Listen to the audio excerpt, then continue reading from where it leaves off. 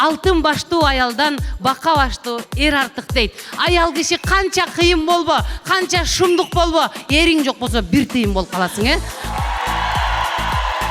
Ой, артисттерге да ишенбегиле.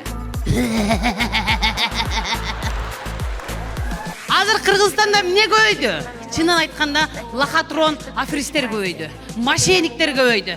Карма балаңы. Бир кыйкырабыз, мен миллионермин. Азыр Кыргызстанга жап-жаңы Сүфкоин деген келиптир. Көңүл буруңуздар. Москва шаарында эмгектенип жаткан мекендештер, сиздер үчүн врач-стоматолог Бигалиев Максатбек Эсеналиевич стоматологиянын бардык кызматтарын көрсөтөт. Сиздерге ыңгайлуу баада тиш ооруларын сапаттуударлоо жана тиш салуу, лечение, реставрация, удаление зубов, гигиеническая чистка, брекеттин бардык түрү, протезирование, металлокерамика, цирконий, имплантация. Бизде консультация жана рентген акысыз. Дарегибиз: метро Дубровка, улица Шарика-Подшипниковская, 40. Дем алышсыз 9-дан кечки 9-га чейин. Кененирээк маалымат үчүн телефон 8999 555 84 77.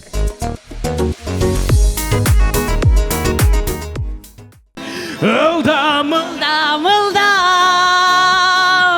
поезд жүрүп бара.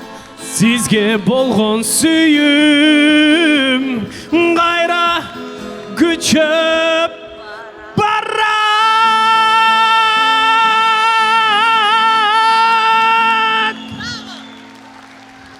Жүрүңүз Гүлжан эже.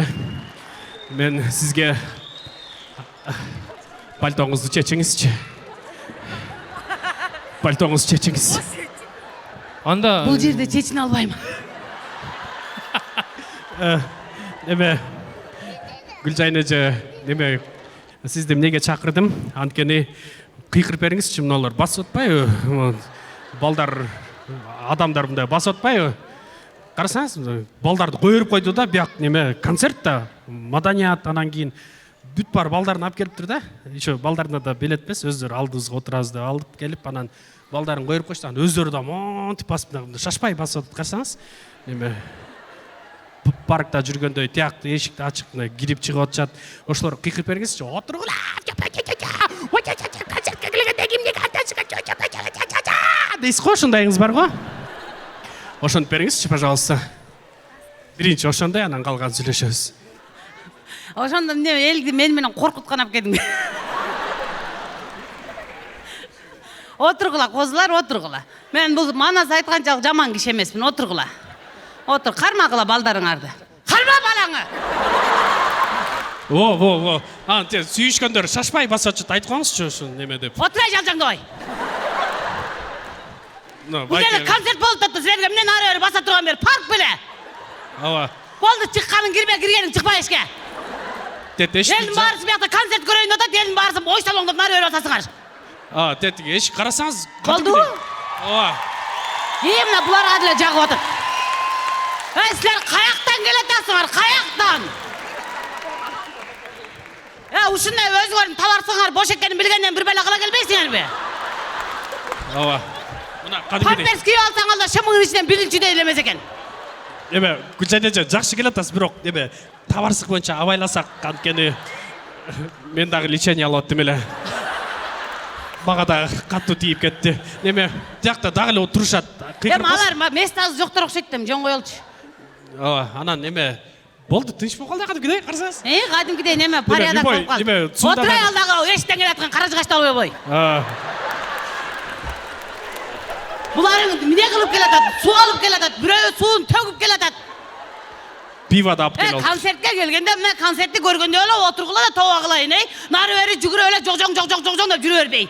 Болду, кете берейинби? Жок, неме жакында эле неме бир азыр интернет бир актуаль болот го, бир акча бергиле мен байытам деген бир ошон сизден көрүп атышат элдин баары. Элге ушундай бир мотивация берип коюңузчу. Анда эмесе Гүлжан Атаканова. Чоң рахмат.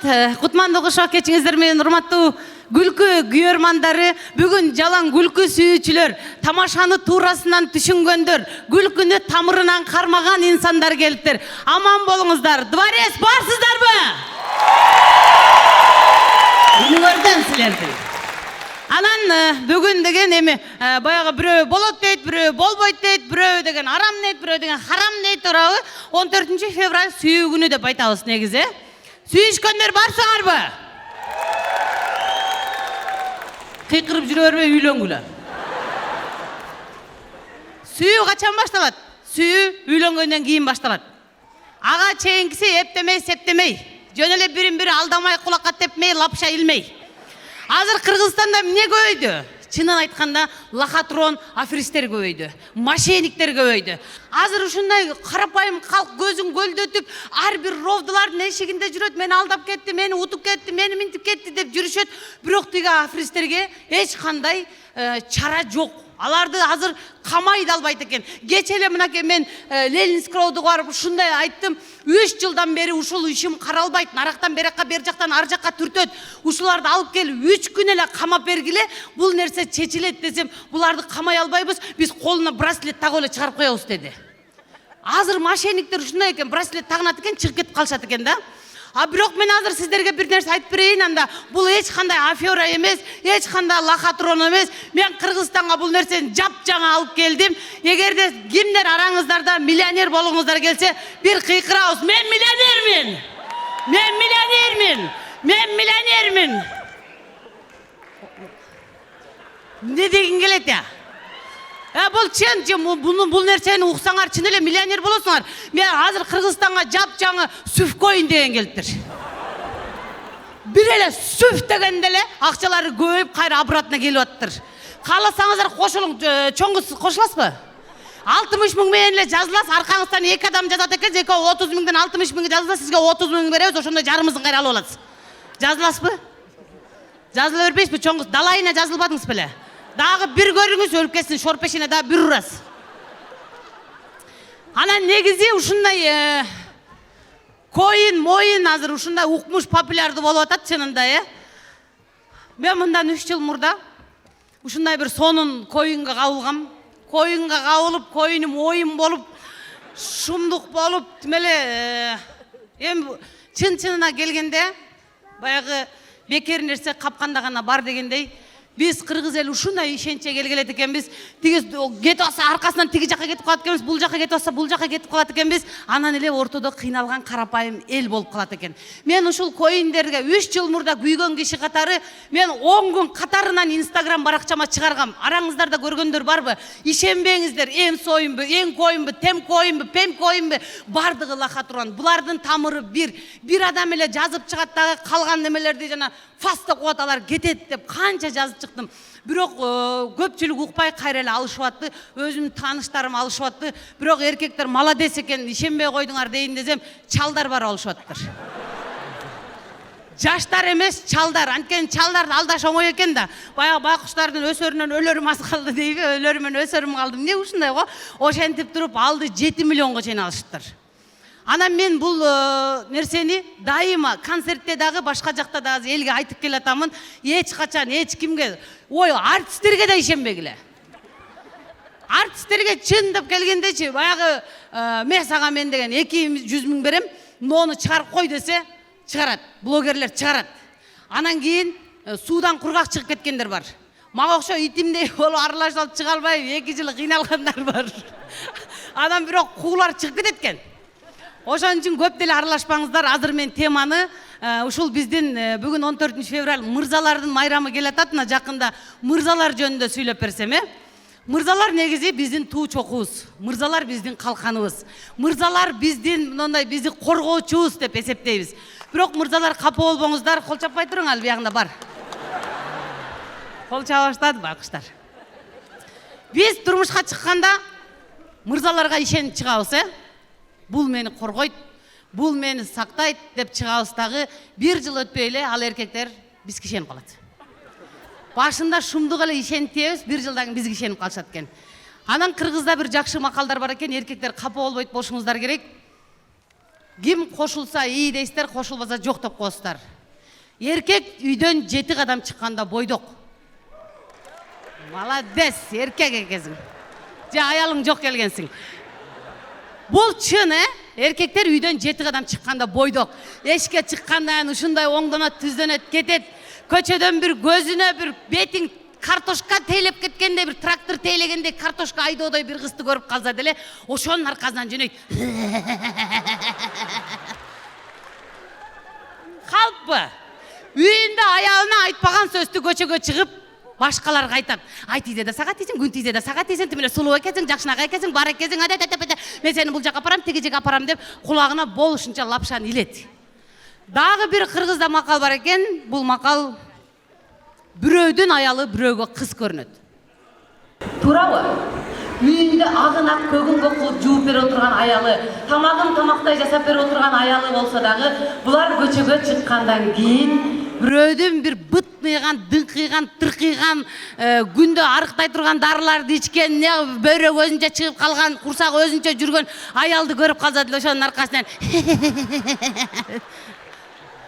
ушундай биздин эркектер ээрчиме калып келишет экен.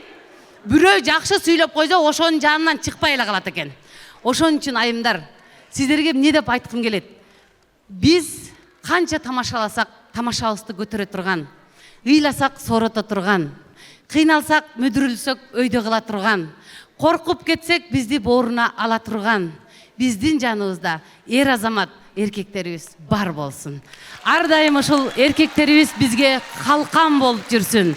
Сиздер биздин сыймыгыбызсыздар. Биздин тынч уйкубуз биздин мырзалардын колунда. Алтын баштуу аялдан бака баштуу эр артык дейт. Аял киши канча кыйын болбо, канча шумдук болбо, эриң жок болсо бир тыйын болуп каласың, Ошон үчүн баарыбызды Аллах түгөйүбүз менен кылганга буйрусун. Бул сөз кимге тиешелүү болуп атат?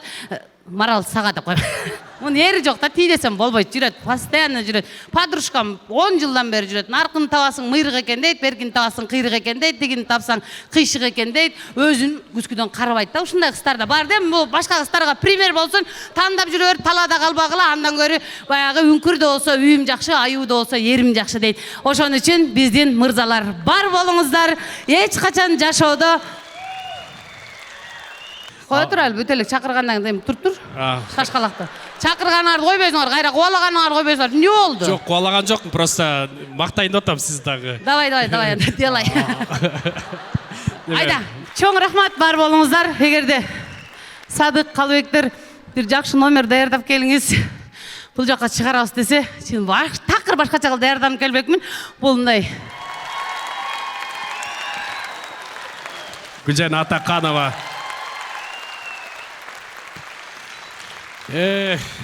Жөн эле келген бекер иштетип койдук зато эми